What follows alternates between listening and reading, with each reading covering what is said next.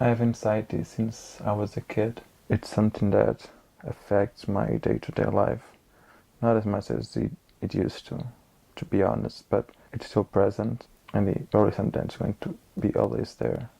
Anxiety is something that affects decisions, affects relationships. I see myself before talking to people going over and over again, what am I going to say, and then the moment comes and everything just comes out differently.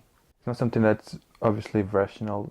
It's not something I can explain why it happens. Anxiety, it's actually worst hours before I'm actually with people. It's the idea that I'm not going to be able to say what I want to say or how I want to say it, or that I cause a different impression that the one that I was expecting to, or the message doesn't come across as clearly as I wanted to.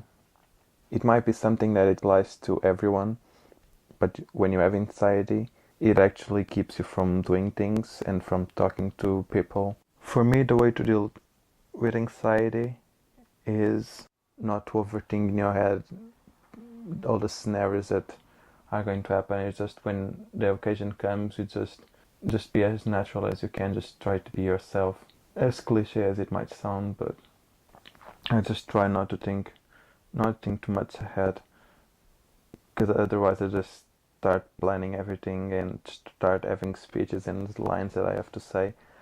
Anxiety doesn't affect my dating life as much as one could expect, at least in my case. Usually when I'm going on dates with someone, I try not to think too much ahead. I try just to see other people as friends, and I don't try to force anything, so I'm not expecting anything.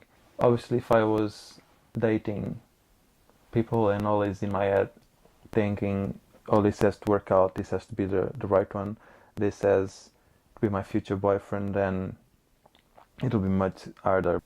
And obviously social media apps like Grindr or Tinder help me. You don't feel so much the pressure of having to deal with people right in front of you. It's not that I'm envious of people without anxiety.